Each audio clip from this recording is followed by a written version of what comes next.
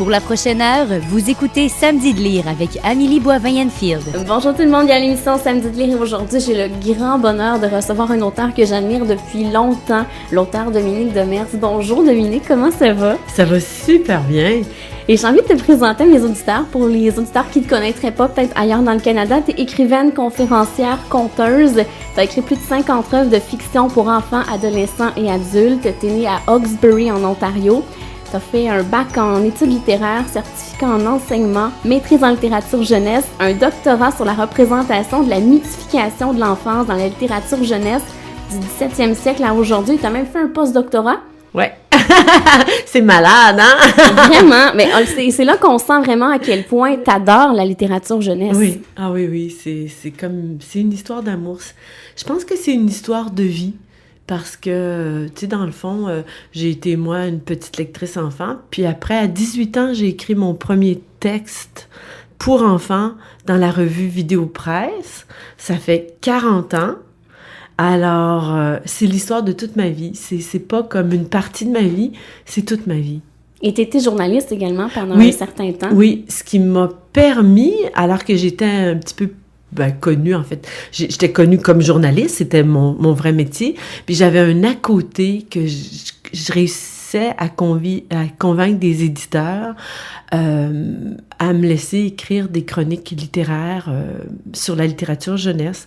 Et c'était assez nouveau au Québec, vraiment, qu'il y ait des gens qui se spécialisent dans ça à l'époque. Là, on parle de l'Actualité, Châtelaine, Le Devoir, Montréal ce mois-ci. Voilà. Est-ce que ça te manque, justement, d'écrire des chroniques littéraires jeunesse? Non, parce que je l'ai tellement fait. Je suis allée au bout de ça. Ce qui me manque, c'est l'à côté, c'est-à-dire le temps extraordinaire de lecture. Et puis, mais j'ai recommencé il y a quelques années à faire la liste de tout ce que je lis pour garder un journal, garder une trace là, de ce que je lis. Puis je mets des petites étoiles, etc., mais sans écrire un texte. Et tu as lancé en 1990 et 1995 la Bibliothèque des enfants. Oui. Où on retrouvait une panoplie de livres pour enfants. Oui. C'était ma première... on m'avait demandé... Bernard Pivot avait écrit sa bibliothèque idéale. Et puis, c'était Francine Monti, mon ancienne rédactrice en chef à Châtelaine, qui travaillait aux éditions du Jour, de l'Homme, qui m'avait dit « Tu devrais écrire la bibliothèque idéale des enfants ». Et parce que j'étais celle qui écrivait des chroniques, puis c'était assez nouveau là, d'écrire sur la littérature jeunesse d'une manière, entre guillemets, un peu spécialisée. Et puis j'ai dit, je suis prête à condition que ça soit pas une bibliothèque idéale, parce que le mot m'indispose. Alors j'avais écrit la bibliothèque des enfants, et ce que j'avais fait, j'avais lu ou relu plus de 2000 albums pour en retenir 300. Wow, faut le faire quand même. Hein? Non, c'était une des belles aventures de ma vie que j'ai fait avec mes enfants, puis ils s'en souviennent encore, puis on en parle encore, puis non, c'était vraiment... On avait 3 boîtes de livres. Une, c'était écrit super, l'autre, c'était écrit moyen, puis l'autre, c'était écrit pourri. Puis on lisait ensemble, puis on décidait où ça allait. Il y a des bouts que c'est moi qui faisais seule, mais je l'ai vraiment fait avec mes enfants. Wow, c'est une belle aventure. Et en 2009, tu as lancé Au bonheur de lire, comment donner le goût de lire aux enfants de 0 à 8 ans. Ça, c'est quelque chose qui est vraiment important pour toi, de donner le goût de la littérature aux enfants. Oui, parce que j'avais l'impression, c'est ça, il y a un peu plus de 5 ans, que j'avais fait pas le tour du sujet, mais que j'avais tellement fréquenté la littérature jeunesse de toutes sortes de façons, tu sais, autant en l'adaptant pour le cinéma, qu'en étant conteuse à la télé, qu'en l'enseignant. J'ai donné une douzaine de différents cours à l'université. Puis, j'avais toujours essayé de dire, quand j'oublie tout, qu'est-ce qui reste de plus important? Puis je le faisais en conférence, des formations que j'ai données en privé. Puis là, je me suis dit, pourquoi pas ramasser ça dans un livre? Est-ce que tu donnes encore beaucoup de rencontres dans les écoles auprès des enfants? Je vais toujours en faire, mais j'en fais peu. J'en fais peu par manque de temps. Parce que puis plus on en fait, plus on est en demande. C'est très lourd à gérer. Hein. Moi, j'ai pas d'adjointe, j'ai pas de secrétaire. Et puis, mais je le fais. Je dirais que l'année dernière, j'ai quand même donné peut-être 20-25 journées de rencontres avec des enfants, des adolescents ou des adultes. Et toi, en tant que justement auteure, conférencière, comment tu trouves les enfants? Est-ce que les enfants lisent autant qu'avant? Moi, je dirais que si les enfants lisent autant qu'avant, ça serait difficile de quantifier. Je te dirais, je le séparais en 2 catégories. Je dirais que pour les romans préadolescents, il y a eu une belle avancée. Et dans les écoles, on lit plus, puis on lit plus des textes proches des enfants. Donc, il y a une période, puis dans le bébé-livre aussi, il y a eu des belles avancées. Là où le bas blesse, là où moi je suis réellement très, très inquiète, et j'irais même jusqu'à dire, et je dramatise pas, que ça me tourmente presque au quotidien, c'est la relation qu'on a au Québec à l'album, au récit illustré, au livre qu'on raconte à un enfant à l'âge où il ne sait pas lire, où il commence à lire, puis il l'apprécie encore, bien sûr. Et là, on a du retard par rapport au reste du Canada, par rapport à plein d'autres pays civilisés, occidentaux, etc. Et je pense que si on veut réussir le pari de donner le goût de lire à tout le monde, il faut que de manière urgente, on agisse dans ce sens-là. Dès que l'enfant a quelques mois, on peut commencer à lui lire des histoires. Ben, en fait, oui et non. C'est-à-dire qu'il y a vraiment des étapes et c'est relativement peu connu. Le bébé-livre, c'est pas juste un objet, c'est un espace psychologique de l'enfant qui apprend à découvrir le monde, sa représentation, un objet, une page tourne, on identifie, on reconnaît. C'est un jeu, c'est un jouet. Et la Fondation Chagnon l'a bien montré avec des publicités télévisées formidables.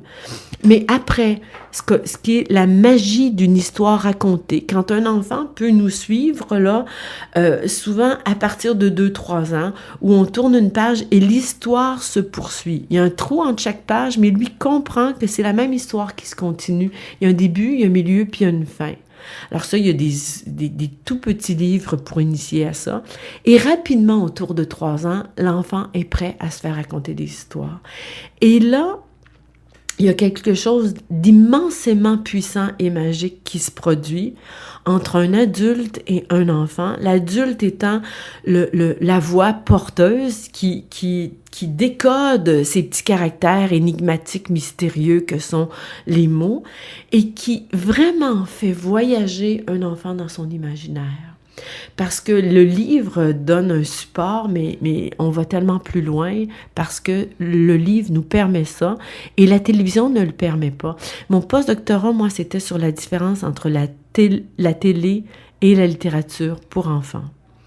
Et j'adore la télé pour enfants, j'adore le cinéma pour enfants, mais le livre offre quelque chose d'encore plus unique dans notre société actuelle, qui est vraiment un tremplin pour l'imaginaire, où il y en a moins avec la télé, pour toutes sortes de raisons qu'on pourrait expliquer là, si on prenait plein de temps. On n'est jamais seul quand on est avec un livre. On n'est jamais seul avec un livre, on n'est jamais pauvre, puis on peut toujours voyager.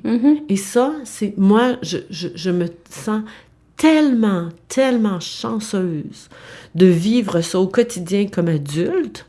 C'est tellement une immense assurance bonheur et je me trouve chanceuse, alors je peux pas vouloir le propager. Et je trouve que présentement, il y a une urgence dans le 3 à 7, 8 ans et qu'il faut agir et il faut le dire. Moi, je rêve et j'essaie, là, je commence à, en tout cas, n'importe qui veut aider à partir ça, je trouve qu'on serait dû pour avoir une journée, je raconte une histoire à un enfant. Une journée au Québec, tous ceux qui ont ce pouvoir de savoir décoder, trouver un enfant et que tous les parents vraiment osent parce que une grande majorité des parents québécois bien intentionnés et aimants qui adorent leur enfant n'osent pas ouvrir un livre et simplement le lire pour son enfant. Wow! Quelle belle idée! J'espère que ça va fonctionner. En tout cas, s'il y a des gens qui veulent, moi, je suis prête à embarquer. Allez-y, oui. Et j'aimerais ça qu'on parle du premier ouvrage qui a été publié, Valentine Picoté, le premier roman qui a été publié en 1991. En 91, OK. Ça va vite, hein? Ça va vite.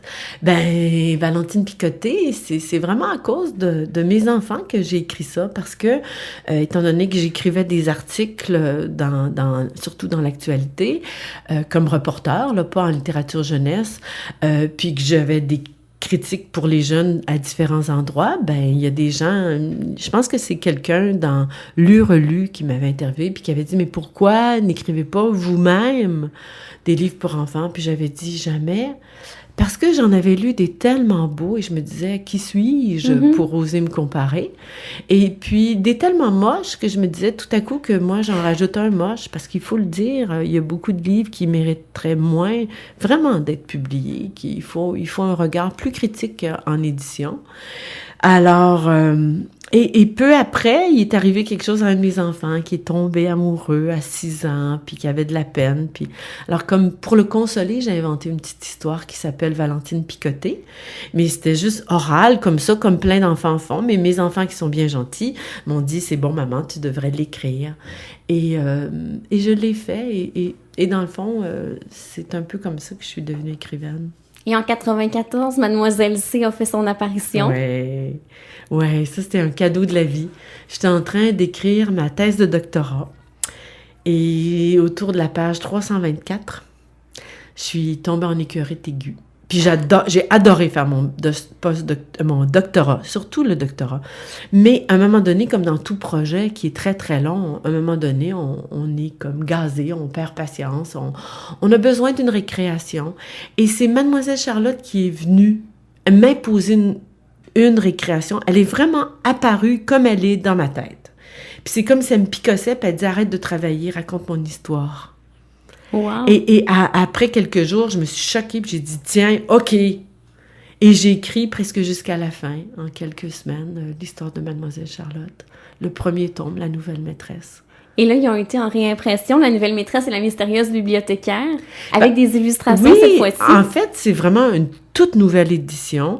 Et on va faire les 7 livres de Mademoiselle Charlotte. Et j'ai promis que une fois que les 7 auront été réédité avec des images et je revisite le texte à chaque fois. Alors, il y a des textes qui sont pas mal retravaillés, et sauf le premier qui est resté presque intact. On dirait que lui, c'était... Des fois, on a des moments de grâce en écriture. Et quand le 7e sera publié, ben là, je vais écrire un 8e. Ah oui? Oui. Ah wow! Ouais. Moi, j'étais adolescente et à chaque fois qu'il y en avait un qui sortait, je me dépêchais pour aller le chercher à la librairie, même si c'était pas ma tranche d'âge. Ouais. J'avais tellement de plaisir. C'est ce que plein de gens me disent, puis ça me fait vraiment plaisir. Et il y a eu les films? Oui! Ça, c'était une aventure. C'était pas ma première aventure au cinéma parce que, en fait, moi, encore une fois, je trouve que je suis quelqu'un de chanceuse. Parce que Mademoiselle Charlotte est arrivée alors qu'il y avait déjà eu une première adaptation d'un de mes livres, qui est Les grands sapins ne meurent pas. Mm-hmm. Alors ça, il y avait eu une adaptation télé en France. Ou avec la France plutôt. Et puis là, ben, on me dit, est-ce que tu veux scénariser un de tes romans? Et j'avais très peur. On m'a donné un cours et j'ai scénarisé La Nouvelle Maîtresse et la mystérieuse bibliothécaire pour en faire la mystérieuse Mademoiselle C. La mystérieuse Mademoiselle Charlotte. Puis c'était une super belle aventure. Le 2e, j'ai eu moins de plaisir. J'étais trop pressée. Ça a été fait trop vite. Mais le premier, c'était une aventure extraordinaire. J'ai vraiment adoré. Si tu me permets, Dominique, on s'arrête et au retour, je veux qu'on continue de parler de toi et de tes livres.